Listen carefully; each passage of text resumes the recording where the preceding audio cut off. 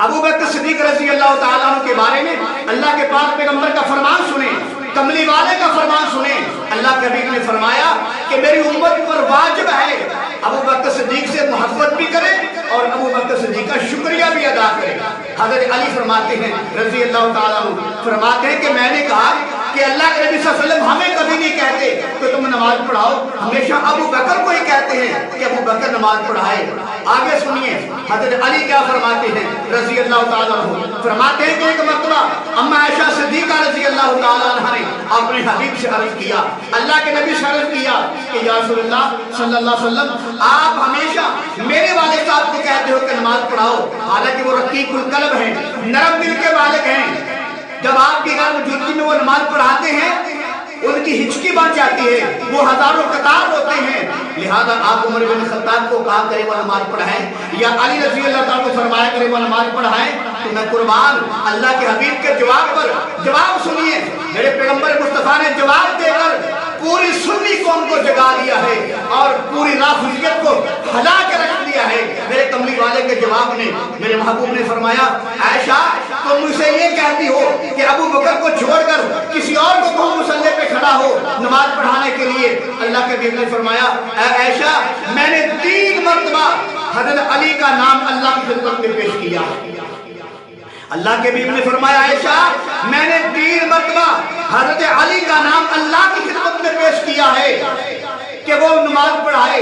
तो अल्लाह ताला ने जवाब ये दिया है कि मेरे महबूब अबू बकर की मौजूदगी में आपके बाद मुसल्ले पे कोई खड़ा नहीं हो सकता, अगर हो सकता है तो अबू बकर सिद्दीक खड़ा हो सकता है। अल्लाह के हबीब ने ऐसा जवाब दिया, पूरी सुन्नी कौम को जगा के रख दिया और पूरी राफिजियत को हला के रख दिया। बताओ अबू बकर को मुसल्ले पे खड़ा करने वाला कौन है? अल्लाह के पैगंबर है। जब अल्लाह के पैगंबर ने मुसल्ले पे खड़ा कर दिया, अब सारी दुनिया उल्टी लटक जाए, कसम खुदा अबू बकर को पीछे कोई नहीं हटा सकता।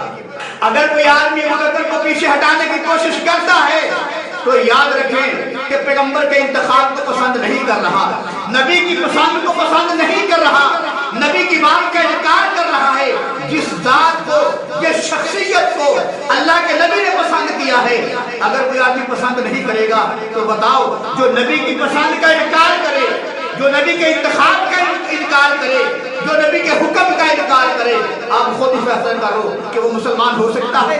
कुरान भी कहता है, कुल इन कुंतुम तुहिब्बूनल्लाह फत्तबिऊनी युहब्बुकुमुल्लाह। मेरे महबूब अपनी उम्मत को पैगाम दे दो, अल्लाह ने कुरान नाज़िल कर दिया, अगर तुम मुझसे मोहब्बत यानी कि अगर तुम अल्लाह से मोहब्बत करना चाहते हो तो मेरे पैगंबर से मोहब्बत कर लो, अल्लाह से खुद ब खुद मोहब्बत हो जाएगी। तो मोहब्बत कैसे है?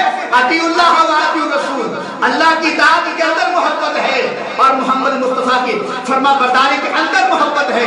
जब अल्लाह ने कह दिया कि मेरे महबूब आपकी गैर मौजूदगी में आपके मुसल्ले पे अबू बकर के अलावा कोई खड़ा नहीं हो सकता, ये अल्लाह ने हुक्म दे दिया है, ये अतीउल्लाह है।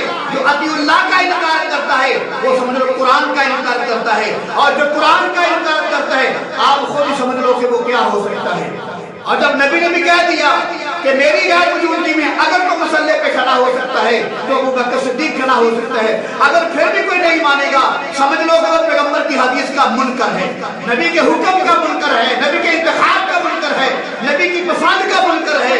और जो आदमी नबी के हुक्म का मुनकर हो, नबी के इंतखाब का मुनकर हो, नबी की पसंद का मुनकर हो, आप खुद ये अंदाजा लगा लो कि वो मुसलमान होगा तो कैसा होगा। लिहाजा मेरे सुन्नी भाइयों, अगर कामयाबी है अल्लाह के हुक्म के अंदर है और मेरे कमली वाले के फरमान के अंदर है, अल्लाह का भी यही हुक्म है कि मैं नबी की गैर मौजूदगी में अगर तो मसल्ले पे खड़े होने का हकदार है तो अबू बकर सिद्दीक है।